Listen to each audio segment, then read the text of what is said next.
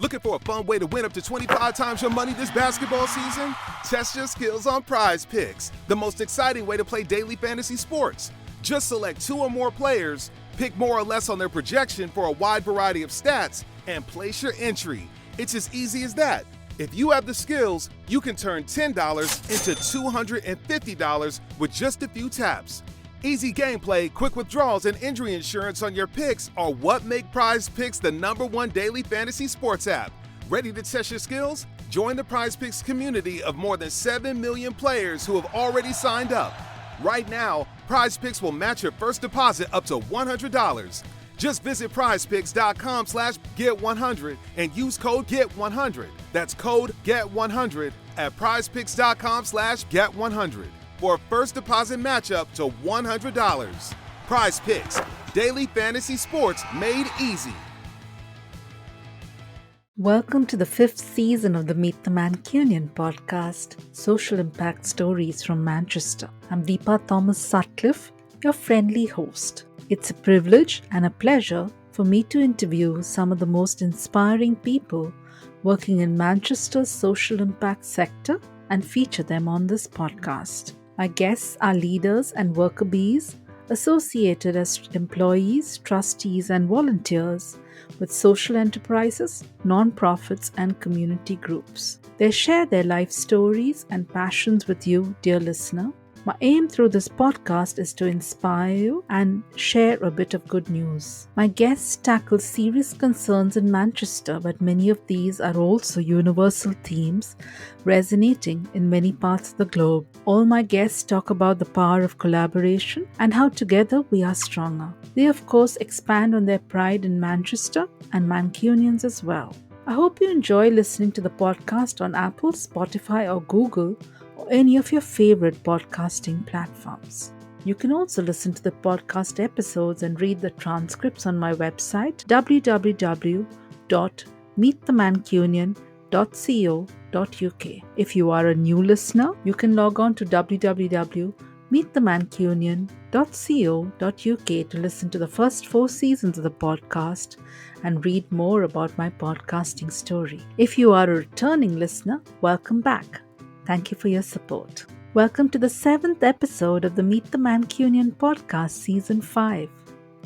Passionate about supporting disabled creatives, we hear from Melissa Johns, actor, writer, and co-creative lead, Triple C, in this episode. I'm delighted to introduce my guest, Melissa Johns, actor, writer, and co-creative lead of Triple C. Thanks so much, Melissa, for taking the time on a Sunday morning. Thank you so much for having me. It's lovely. I've got my cup of tea, and what a nice way to spend my Sunday morning. I like it. So first, tell us about how you found your passion for supporting disabled creatives. Where did that come from? So it was quite an easy one for me because I am a disabled creative myself. I was born without my right forearm, and that kind of leads to other access requirements that I have. I'm also an actor and writer, so I've been working in the industry for 10, 11 years now. So I guess when your lived experience is the thing that that you don't seem to see as much, when your lived experience is seen to society as a barrier. Obviously, I don't see it as a barrier, but, our industry and society in general can put so many barriers in place. It kind of, I guess, falls on your shoulders to break down those barriers, really. I always say that I didn't want to be, when I was younger and someone said to me, what do you want to be when you're older? I didn't say I want to be a disability advocate or a campaigner. I never used those words. I just said I wanted to be an actor. I wanted to tell stories and I wanted to take on characters. But sometimes when, a particular industry isn't set up for a community of people, your pathway, I don't think it changes, but you have an extra pathway added onto it. And it means that in order to succeed in this industry, you've got to do a little bit of fighting along the way. And I'm so lucky that I kind of get to break down these barriers and help change this industry alongside some incredible disabled creatives, deaf disabled and or neurodivergent creatives that are out there. It's certainly not just me and not just Triple C. There are some incredible people out there really changing the face of our industry. So for me, it was never the plan to do this because when I was younger and maybe a bit more naive, I didn't think I would have to do it. But as I got older, I realized that actually nobody really looked like me on TV or kind of in the arts. And that meant that I was going to have to join this great group of people to try and change the way that the industry looks. And I love it, actually. It is my passion. I think, first of all, I kind of started it thinking, oh gosh, this is going to be really difficult, actually. Is all I want to do is work in this industry, and I'm going to have to change people's minds along the way. And that feels like a lot of extra effort. But it's one of the most rewarding things in my own career as an actor. When I get a role, not only is that wonderful for me, kind of selfishly, I'm happy to have the role, but equally, I know that it's doing something even bigger than that because it's representing a group of people that aren't seen very often. Yes, well, it's difficult because the passion runs, neither one would exist without the other. I think my career and Triple C kind of run parallel to each other. But yes, it's not something I ever imagined I would need to do, but seeing as I am doing it, as I say, alongside some brilliant people, it's incredibly rewarding, and watching this industry change for the better is a really wonderful thing. That's not to say that we're there yet, though. We've still got a lot of changes to make. There's still a long way to go. Thanks so much for sharing that, Melissa. And we did speak to somebody in the disability space, Alex Wiston-Lee, and he was talking about 20% of the world being disabled, but being perhaps the most forgotten about majority. And absolutely, the work you're doing, both as an actor and with Triple C, which we'll just come to in a minute, is so important to allow people to see that there are role models out there. There are people who are doing this and they could see themselves on stage or off stage as per their passions. But tell us then about exactly. Triple C and what does it do? So Triple C is a BAFTA award-winning organisation. We're a CIC, so we're a community interest company. We are disabled-led. Everyone that works in the company, the very high majority of those working in the company are creatives working in the industry. So whether that be actors, writers, directors, musicians, comedians, visual artists, the list goes on. So everyone that works in Triple C and leads Triple C and kind of steers the organization, not only are they deaf, disabled and or neurodivergent, so have the experience of access and inclusion and knowing what it's like to be deaf, disabled or neurodivergent, they also have the lived experience of being a working creative, working across TV, film, the arts and media. So together we kind of bring that collective knowledge, put it as one. Our main aim is to try and change the face and future of the arts, whether that's TV, film, arts or media. We know that, as you just mentioned yourself, the disabled community is a really underrepresented group. We've been at the back of the queue for quite a while. And so Triple C creates projects that just break down those barriers so that anyone wanting to access the arts can access the arts. The way that we do that is through a few different strands. So one of our strands is our education strand, where we work with disabled children and young people. We go into special educational needs schools where we use drama as a tool for self-advocacy, communication, and confidence building. So our work with young people is really huge. It's so important to us because, when we were growing up, we didn't necessarily see role models. We always use, both disabled and non-disabled workshop leaders, which is really important to us so that there's not a kind of divide or segregation there. But when drama is cut from the curriculum for disabled children, that's incredibly damaging. When drama in the arts is cut from any young person's life, that's damaging. But when it's a young person with a disability, quite often as people with disabilities, we often get spoken for. People think that they know what we need better than we do. And so what drama can do is it can really support that confidence and that self-advocacy. Even if you don't want to go on and have a career in the arts, the tools that you can get from having drama in your life are huge and they can carry you through so many situations. So our work with young people is one that we really value.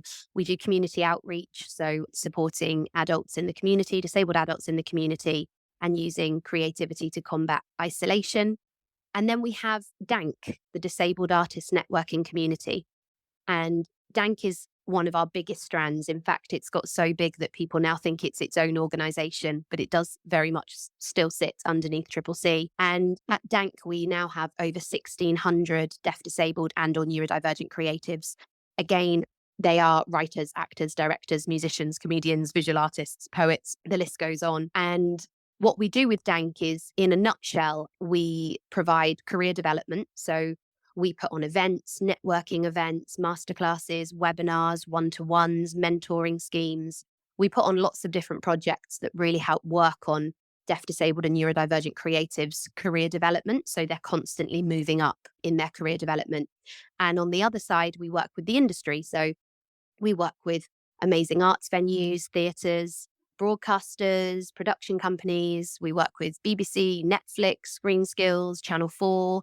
So we're working with the industry at the same time to make sure that they are ready to be accessible and inclusive. So we offer them training. We work on schemes and programs that they can run within their organization. So essentially, what that does is it's elevating both sides at the same time. We're elevating deaf, disabled, and neurodivergent creatives, and we're elevating the industry so that hopefully sometime very soon, we will have an industry that completely marries up and is as accessible and inclusive as it can be.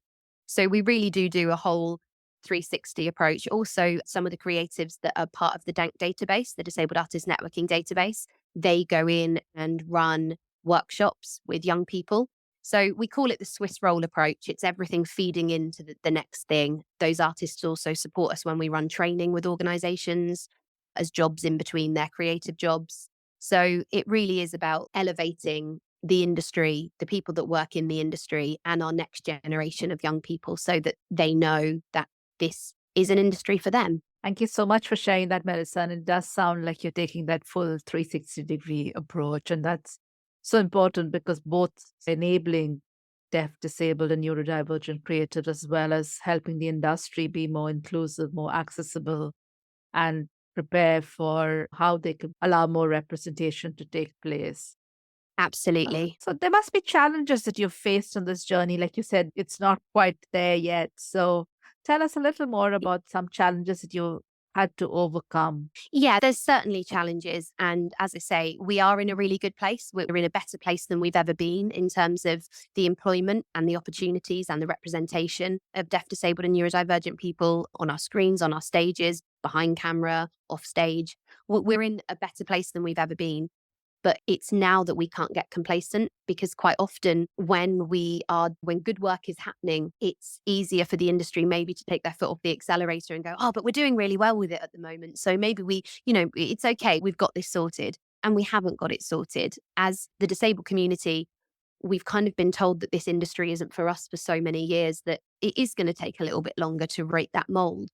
I think that one of the hardest things will always be changing someone's mindset. So what we often see in the industry are real penny drop moments when, people that are really high up, decision makers, people that really can change this industry, they have that penny drop moment where they realize that they are absolutely in a position to create more opportunities for people from underrepresented groups, and in this case, deaf, disabled, and neurodivergent creatives. It's lovely when you see that penny drop moment because you go, you've just got it. You've totally just understood it. And I know that you're going to now factor this into your work. What's really hard is obviously when it's not done right. So when access requirements aren't taken into consideration. So, people think that, well, I can't do that. I can't put that in place. And 9 times out of 10, we can put access requirements in place. I mean, we have to remember also there's a legal requirement to actually make things accessible. But I think sometimes it's really hard when things aren't accessible and then whoever has put that event on maybe refuse to take responsibility for it. I am the co-creative leader at CCC with the brilliant Shirley Houston. And, Shirley and I have always remained really solution focused. So we never tell anyone off. We never get really angry and upset. We try to do it in a really positive and solution focused way. And I think it's just really hard when the defense comes up from the other side. That's one of the hardest things. It's so wonderful when you just say to someone, I'm really sorry, that wasn't accessible. And I was just wondering if we could have a chat about how we could help you make it accessible. We're not telling you off. It's not a lecture. We're just trying to help. And if it would be useful for us to discuss ways of it being accessible, that might be useful. And it's brilliant when you get people that go, oh my gosh, absolutely. For instance, I know that this conversation came about from Simon Naylor at 53.2. 53.2 have been fantastic. They are so accessible and they just listen. They just want to do better all the time. And so they work with us on a regular occasion. That's where it really works, when people just listen. The hardest thing is when people get defensive about it. And there's nothing to get defensive about. It's okay not to know everything. But what will make this work is when you listen and then you act upon it. Thank you so much for sharing that. And absolutely, I have experienced 53 too myself. I'd gone there for a podcasting meetup, and there was a disabled podcaster who was part of it. And the bathrooms and many other things are extremely disabled friendly, even hooks at a lower level on the walls. They're fantastic, aren't they? They've done such a great job and we love working with them. But tell us about the impact you made, because it sounds like you're making a lot of impact. Can you tell us a little bit about that? Yeah, so I'd say just before lockdown, so kind of March 2020, we had 450 creatives on the Dank database, and we've now got over 1,600.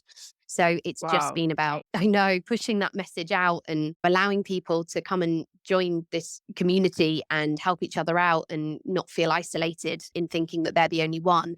So the kind of growth of the company is the first thing, and the amount of people we've been able to reach. We won a BAFTA in April last year. We won the BAFTA Special Award, the Craft Special Award, for our services to the industry, which was huge. To my knowledge, a disabled-led organisation hasn't won a BAFTA before. So that was a real game changer for us. And it obviously meant that lots of people started to listen. You know, the industry really started to listen when they kind of knew that we'd had that award. The other thing is that we have just been selected as an NPO, so a National Portfolio Organisation for the Arts Council. So up until now, you know, our funding has been project by project. And for the first couple of years, a lot of it was voluntary. Shirley and I and the rest of the brilliant team would put in a lot of hours from early morning to late at night. And as I say, you know, a high majority of us have other jobs as well. So this was, you know, Shirley and I would be on set filming something, and then in our lunch breaks, we'd make sure we were trying to get some meetings in. So for us to kind of grow as quickly as we have and now become a national portfolio organisation as of April this year, we're incredibly proud and we're incredibly grateful, because we know that we get a lot of wonderful support from so many people. And yes, we just want to keep going. We just want to reach more people. We want to create more opportunities, increase that employment across the board. It just, every milestone we hit just pushes us to go even further. And, you know, the idea will be that maybe one day Triple C won't exist in the capacity that it does at the moment. At the moment, it's about, whilst there are so many opportunities, we also do a lot of just campaigning to make sure that we're in the room. And I think one day it would be lovely to think that actually we could just exist maybe as a production company that just makes work. And I honestly think that will happen. I don't know when. The industry as a whole needs to do a little bit more, but I think one day we can definitely achieve that. I hope that day comes soon. That sounds wonderful. Congratulations on the BAFTA. I think you're my first guest with the BAFTA, so really exciting for me. And of course, you know, to be part of the National Arts Council's NPO, a National Portfolio Organization, can also mean a lot for the organization. That's really great. How can interested people reach out to you and learn more? So we have a social media presence. So on Twitter, we have, and this is where I now have to rush to Twitter to find out what we're called on Twitter. So on Twitter, we are at CCC_UK, and that's the word triple and the letter C. And we also have a Dank Twitter page, which is at DANC_UK. So if anyone's on Twitter, they can find us online. We have a website. If you Google Triple C, you'll be able to find our website, which has more information. The website is always being developed. I'm sure every website is always being developed, isn't it? But we're always adding more to that. So that there may be things on there that we're doing that doesn't have a presence on the website at the moment, but that's kind of underway. And then our email address is triplec@gmail.com. Although it's got Manchester in the email address, we are UK wide. We started in Manchester. Pretty much everyone that kind of works with Triple C directly works in Manchester, lives in Manchester. The Dank network, the 1,600 creatives, that's all over the UK. We've even got people outside the UK, actually. So although we are very proud to be a Manchester, kind of that's where the seed started, we are UK wide. Thanks so much for sharing that. And I'll, of course, include your website in our show notes so people can find you easily. Wonderful. What advice do you have for people looking to start a similar movement in their local community? If they want to work for disabled creatives and kind of give them a voice and be an advocate, where should they start? So I think anyone wanting to support the work that deaf, disabled and neurodivergent people do, I think one of the biggest things for me is remember that being an ally is not being a savior. And I know that might come across a little bit harsh. And of course, most people are allies. Every so often, though, you meet someone who maybe does it for the wrong reason. So I think the very first thing is to check that you're not doing it to be a good person. You're not doing it to help out a community of people, and you're just doing it to make yourself feel good. Do it because you genuinely believe that this group of people deserve to have the same access to the world, and in this particular case, to the arts as everyone else. That's super important, that someone's talent is valued, that it's not just because of a disability. It should be that you really understand that this community of people should have their place in the world, and they haven't had that right place yet. So I think that's the first one. I'd say that for us, the reason why Triple C and Dank work so well are because of that solution focused nature. So it's okay to get annoyed and upset. And don't get me wrong, internally, we're within the organization when things, when it feels like something's taken a back step, of course, we share that with each other and we say how frustrating that is. And we absolutely share those frustrating moments. But I think when you're really trying to change someone's mind and you're really trying to kind of get them on board with access and inclusion, it's really important to keep as solution focused and as positive as you can. I think that, as with anything that we don't see very often, it can be quite a scary thing to navigate. When it comes to disability, we get so worried about terminology. We get so worried about saying the wrong thing, doing the wrong thing. Am I going to get told off if I say this? Most people don't mean to say the wrong thing. They really don't. So it's super important to absolutely correct people and tell them what a certain way of saying something is. But there's always a way of doing it. There's a tone that can go with it that I think pushes everyone further along the line in a much better way. So I think those couple of things, always make sure you're doing it for the right reason. Do it because it's not that you can tell the world that, that it's about helping disabled people. It's not really. It's about kind of standing shoulder to shoulder with a community of people that should have their place, and you will work with them however you can to try and help them get that place.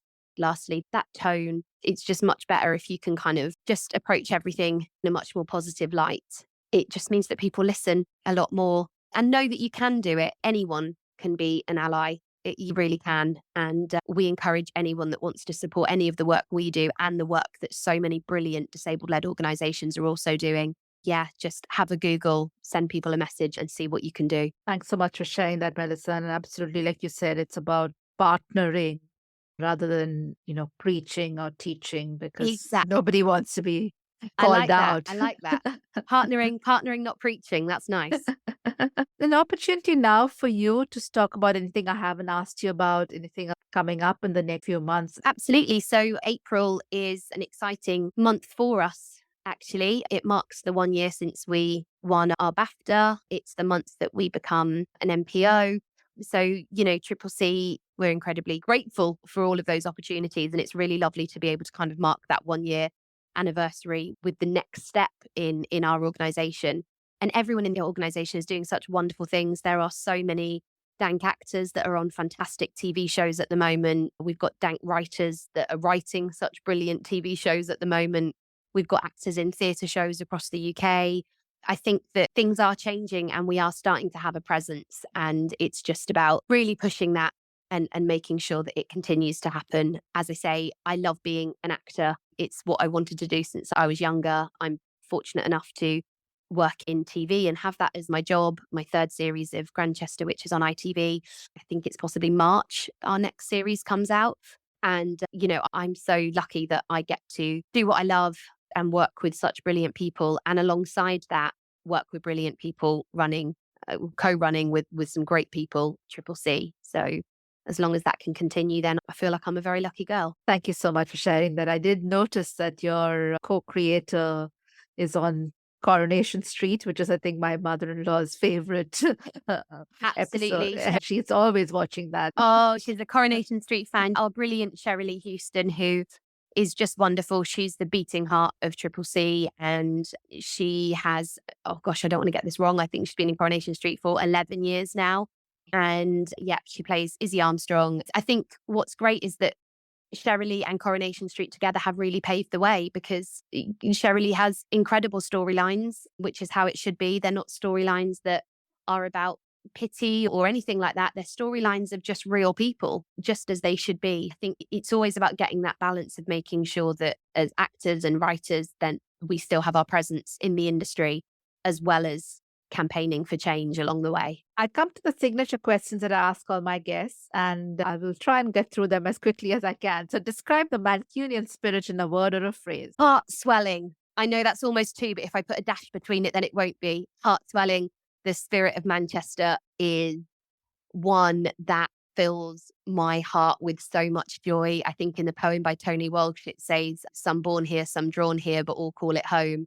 And I wasn't born here, but I was drawn here. And I do call this my home. I bought a home here, and I hope that it's the place where I'll be able to raise a family. It's got so much heart, and I couldn't love it anymore if I tried. Thank you so much. That does sound lovely. Can you share a Mancunian who inspires you and why? Oh gosh, there are so many. That's a really hard question. There are so many wonderful people that I've met since living here that have honestly changed my life.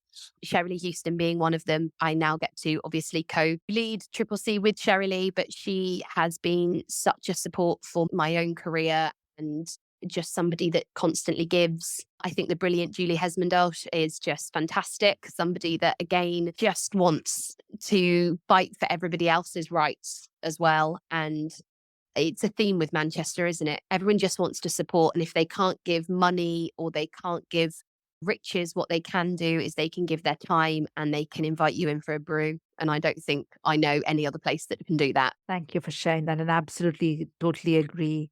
What's the most important life lesson you've learned? Oh, the most important life lesson that I've learned, I think, is when things aren't going as well as I wish they were going, to accept that feeling, not to push it away, maybe even indulge in it for 24 hours, just have a moment where I think, oh, do you know what? Today wasn't the best day and it feels like things are maybe not going as well as I would like them to. Just allow myself to be able to feel that feeling. And then when I'm ready, just remember that we have got no idea what is about to happen next. We really don't. And whilst that's a really scary thing, that's also a really exciting thing.